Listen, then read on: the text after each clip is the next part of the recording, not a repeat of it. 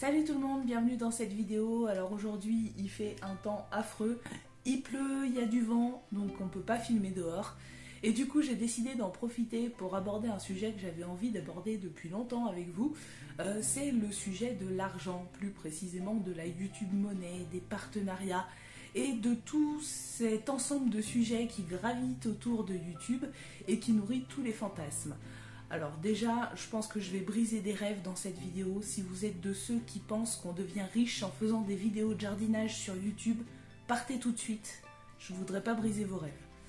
Voilà.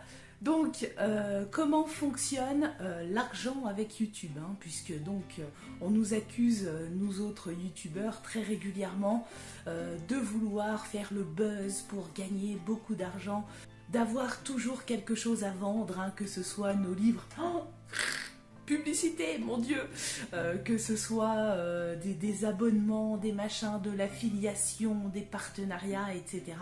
Aujourd'hui, on va parler de tout ça. Je vais essayer de vous démystifier un petit peu tout ça. Et pour ceux qui s'imaginent que je vais effectivement déménager à Dubaï grâce à la YouTube Money, comme je l'ai mis sur ma miniature, eh bien je suis désolée, mais malheureusement, on en est loin. Enfin malheureusement, oui et non, parce que personnellement, j'ai pas spécialement envie de déménager à Dubaï. Mais bon. Alors pourquoi est-ce que je parle de Dubaï? Eh bien il n'y a pas très longtemps à la télévision il y a un reportage qui a été fait sur les influenceurs et en particulier les petites starlettes de télé-réalité qui sorties de leur télé-réalité deviennent influenceuses et gagnent beaucoup d'argent et s'expatrient à Dubaï pour ne pas payer d'impôts. Et de là, elles racontent leur magnifique vie à Dubaï, sur des yachts, dans des jets privés, etc. Et essayent de vous fourguer tout un tas de produits dont vous n'avez pas besoin, sur lesquels elles se font encore pas mal d'argent.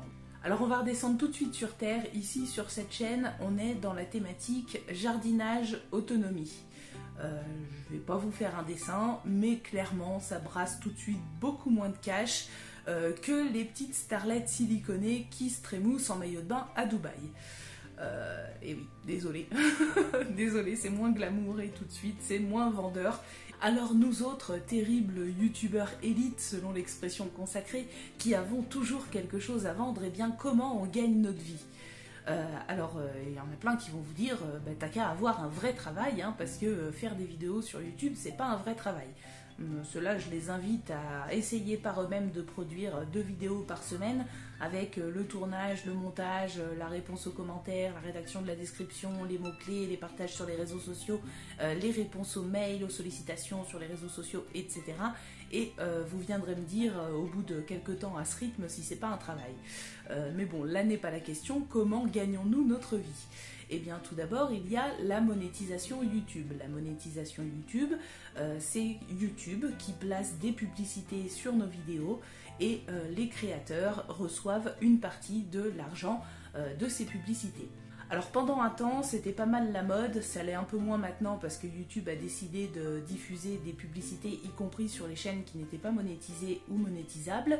Mais pendant un temps c'était la grande mode de dire ah mais moi je ne monétise pas ma chaîne, je ne monétise pas mes vidéos parce que je veux pas vous prendre du temps de cerveau pour de la publicité.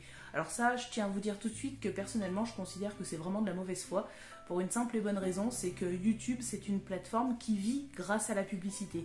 Si YouTube existe, si YouTube peut permettre à tout le monde, à n'importe qui, à moi, à vous, à n'importe quel YouTuber ou à n'importe quel particulier lambda, de publier gratuitement des vidéos, d'héberger gratuitement des vidéos sur la plateforme, eh bien c'est grâce à l'argent généré par la publicité.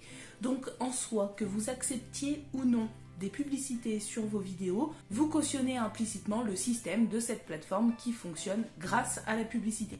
Voilà, ça faut que ce soit bien clair, c'est pas parce que vous mettez pas de publicité sur vos vidéos que vous êtes plus vertueux que les autres. De toute façon, la plateforme elle fonctionne grâce à la publicité, hein. Si vous n'en mettez pas, la seule différence entre vous et ceux qui en mettent, c'est que vous prenez pas votre part alors que les autres la prennent, c'est tout.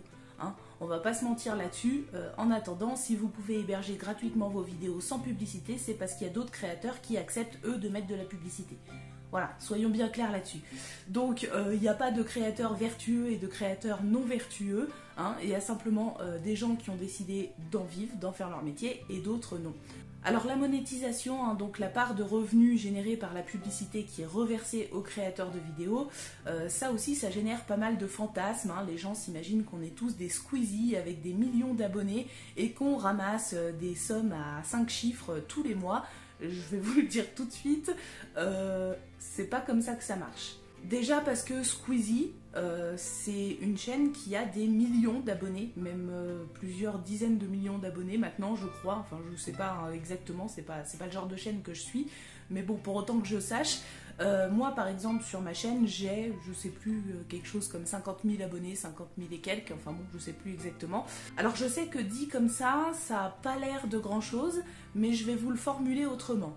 Si je vous donne 50 000 euros, bon, bah vous êtes content, vous allez pouvoir faire des choses que vous n'aviez pas forcément la possibilité de faire jusque-là, mais enfin vous n'allez pas non plus démissionner de votre boulot, rendre votre logement et partir faire le tour du monde en jet privé. Voilà. Si je vous donne 10 millions d'euros, voilà, vous voyez, c'est pas du tout la même chose. Et ben ça, c'est la différence entre ma chaîne et celle de Squeezie. Squeezie, lui, peut-être qu'il gagne des sommes à 5 chiffres tous les mois, j'en sais rien, je suis pas allée vérifier, mais c'est possible. En tout cas, moi je vous le dis, déjà les sommes à 4 chiffres, ça m'est arrivé un seul mois depuis 4 ans que je fais des vidéos 2 fois par semaine sur ma chaîne de dépasser les 1000 euros, et la moyenne en réalité c'est plutôt 400, hein, pas 1000. Voilà, donc 400 euros, vous comprenez tout de suite qu'on est loin de déménager à Dubaï pour pas payer d'impôts, puisque de toute façon, avec un revenu pareil, on n'est même pas imposable.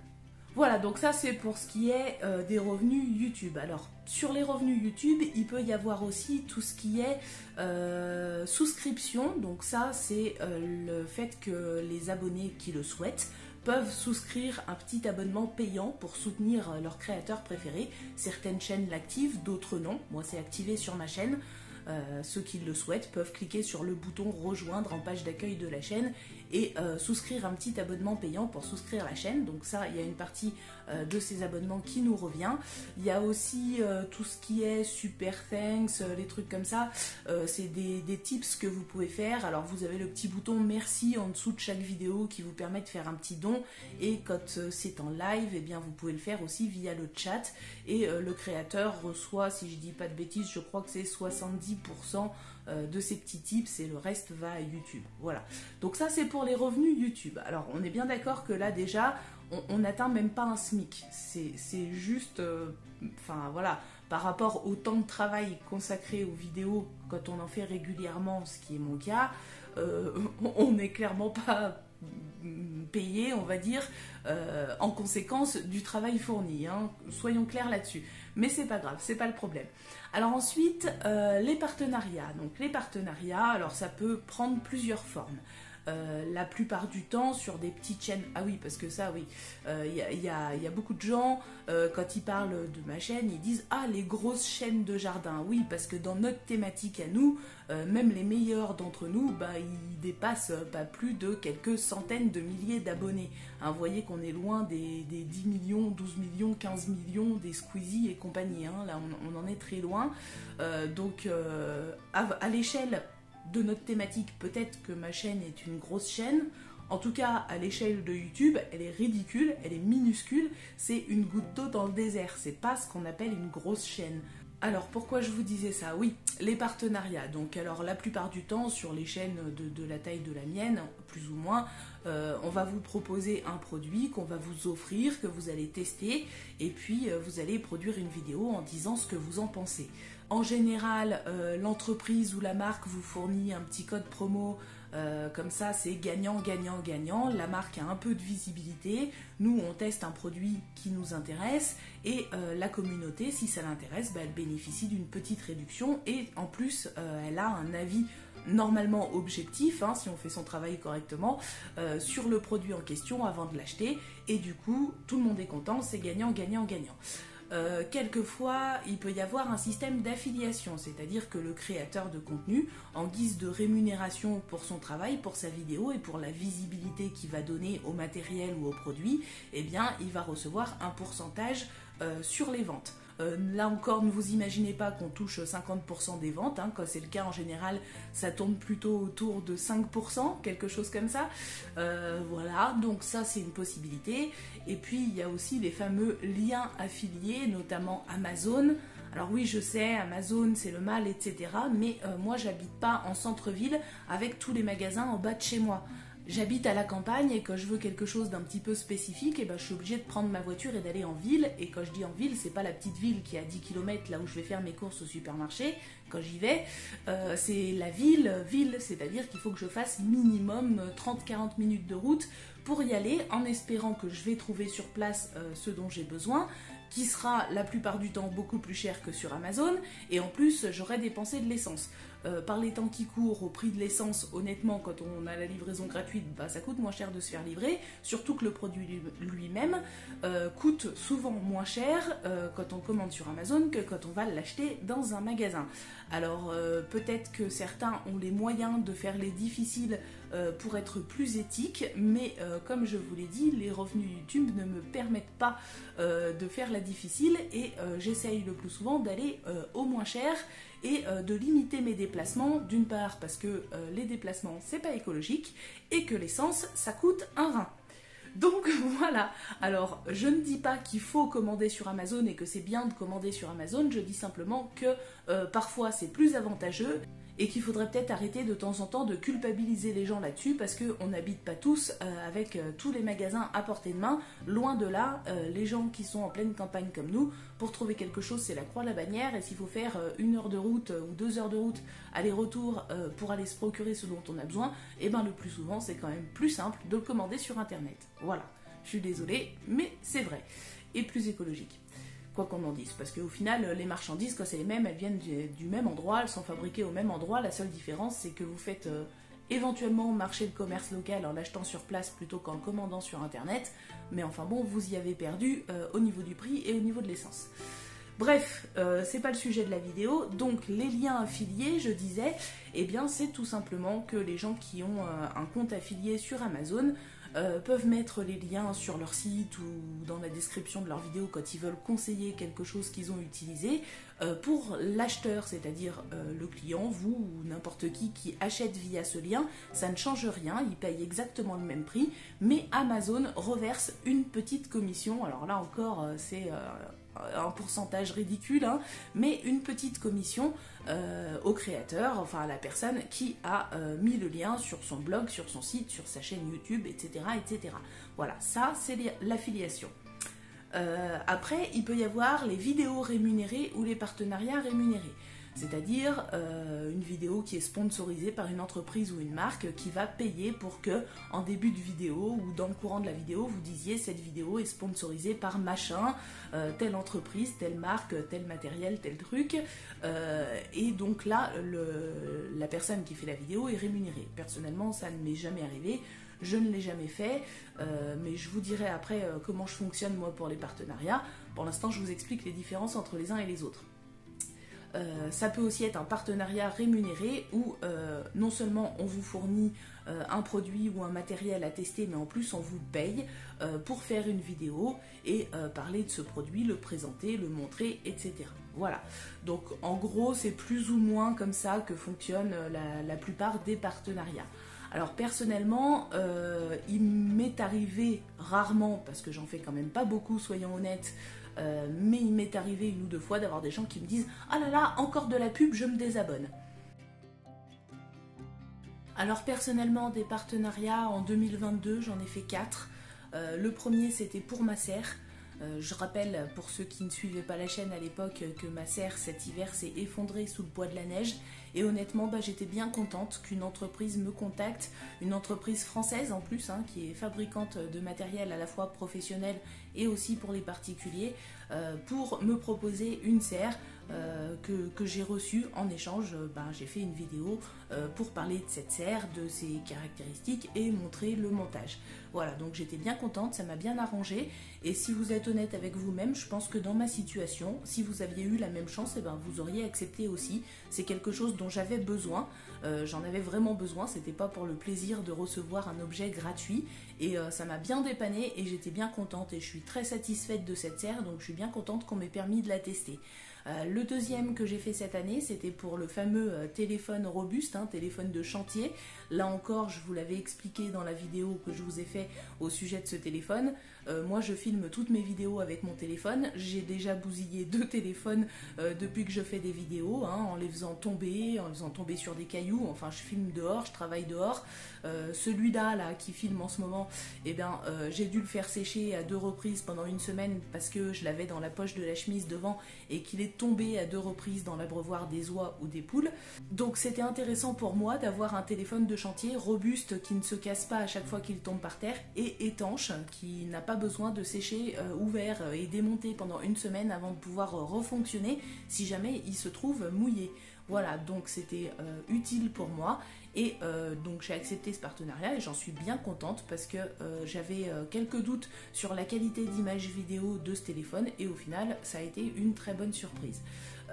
Les 2 autres, c'est du matériel pour les poules, donc le fameux poulailler Nestera en plastique recyclé. Franchement, je regrette pas une seconde d'avoir fait ce partenariat parce que ils sont super ces poulaillers, ils sont vraiment géniaux, je peux dire qu'ils m'ont changé la vie. Il me reste 2 poulaillers bois et je peux vous assurer que dès que possible, je vais les changer par des poulaillers Nestera sans aucune hésitation. C'est vraiment du très très bon matériel que je recommande, pas parce que j'ai eu la chance de faire un partenariat avec cette marque, avec cette entreprise, mais parce que c'est réellement du bon matériel. Voilà. Et le quatrième, c'était la mangeoire à pédales pour poules. Et là encore, c'est du très bon matériel. Je crois que vous avez été nombreux à commander à la suite de cette vidéo ces mangeoires à pédales. Et je pense que dans les commentaires, vous pourrez confirmer que vous étiez plutôt content de ce matériel. En tout cas, moi, j'en suis ravie. En termes de gaspillage, c'est le jour et la nuit. Rien qu'avec ce qu'on économise sur ce que les poules ne gaspillent pas avec ces mangeoires, ça vous finance la mangeoire, mais clairement. Tout ça pour dire que quand j'accepte un partenariat, c'est toujours pour quelque chose dont j'ai besoin et je me dis que si j'en ai besoin, moi, dans le cadre de ce que je fais chez moi, vu que vous suivez ma chaîne et qu'il y a des chances que vous fassiez à peu près plus ou moins les mêmes choses que moi, si moi ça m'intéresse, si moi ça m'est utile, si j'en ai besoin, alors peut-être que vous aussi, et donc du coup, peut-être que vous serez content d'avoir un retour sur ce produit avant de l'acheter, surtout quand c'est une serre ou un poulailler, enfin des choses qui coûtent quand même assez cher. Je pense qu'on est content d'avoir un retour d'expérience ou de pouvoir voir en tout cas en vidéo à quoi ça ressemble, qu'est-ce que ça donne, comment ça se monte, etc. etc. Et je n'accepte jamais si c'est des choses dont j'ai pas besoin. Par exemple, en début de saison, j'ai été contactée au moins 5 ou 6 fois par des entreprises qui voulaient me filer des lampes horticoles pour démarrer mes semis à la maison, ce genre de choses, et j'ai refusé. Pourquoi ? Parce que en fait, je n'en ai pas besoin.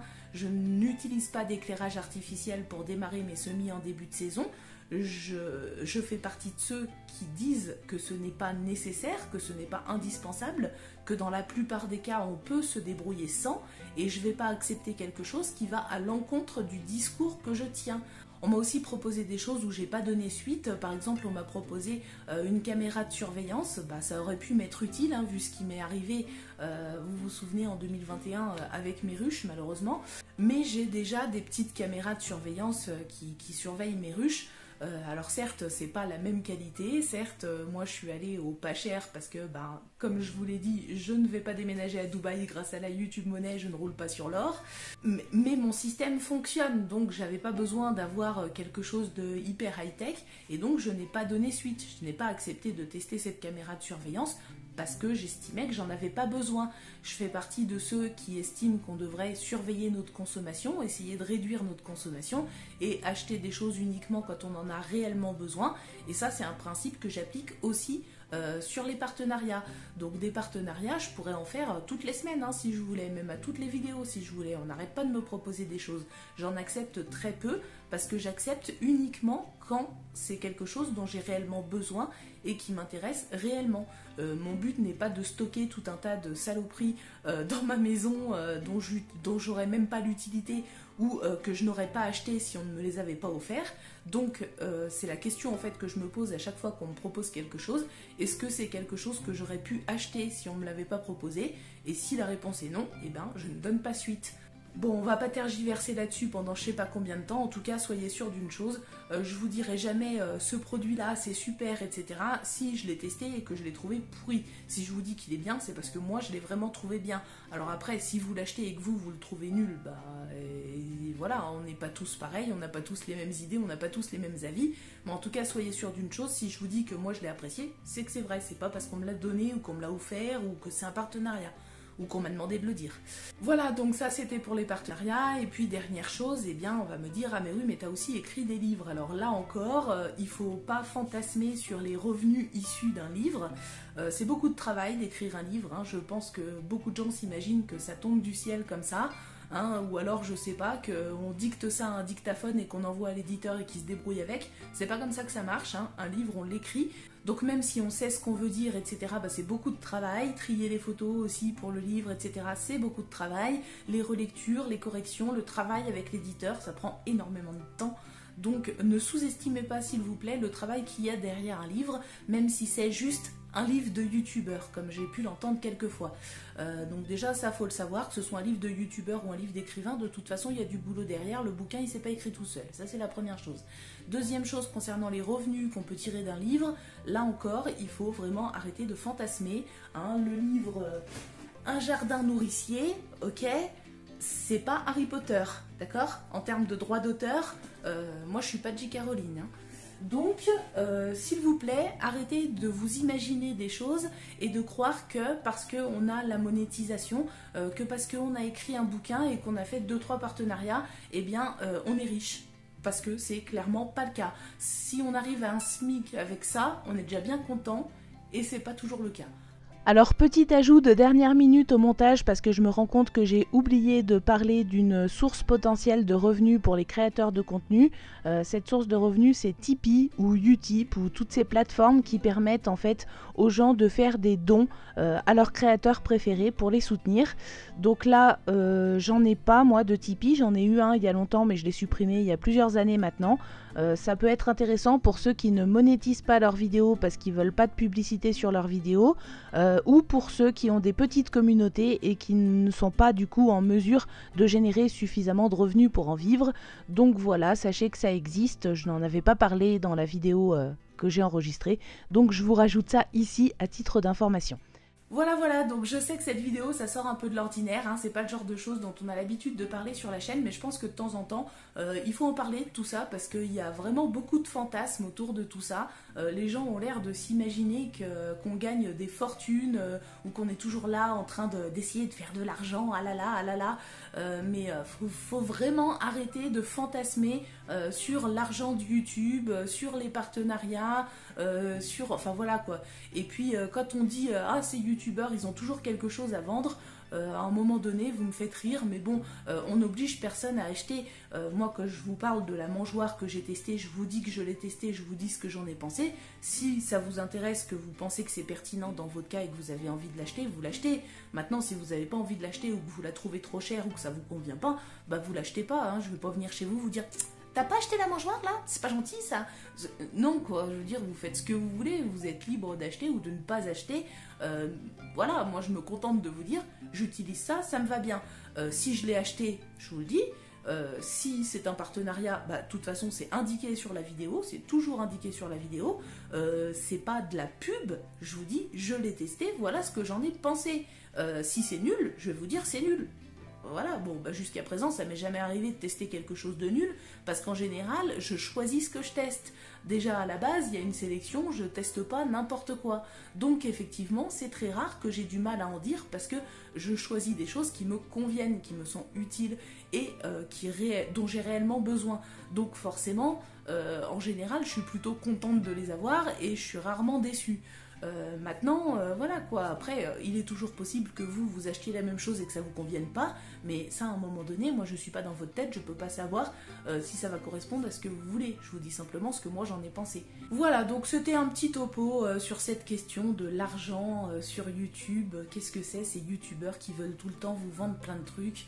Ben non, vous faites comme vous voulez. N'achetez pas des choses dont vous n'avez pas besoin. Je suis la première à vous le dire.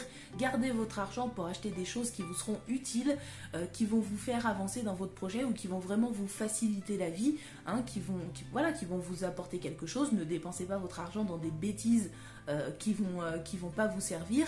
Oui, il faut diminuer notre consommation, je suis la première à le dire, mais pour pouvoir diminuer notre consommation, il faut aussi que ce qu'on met en place chez soi dans ce sens, ça fonctionne, et pour ça, il faut un minimum de matériel au départ, et ce matériel, si on peut avoir quelqu'un qui nous dit ça c'est bien, ça c'est pas top, etc., je trouve que c'est plutôt bien.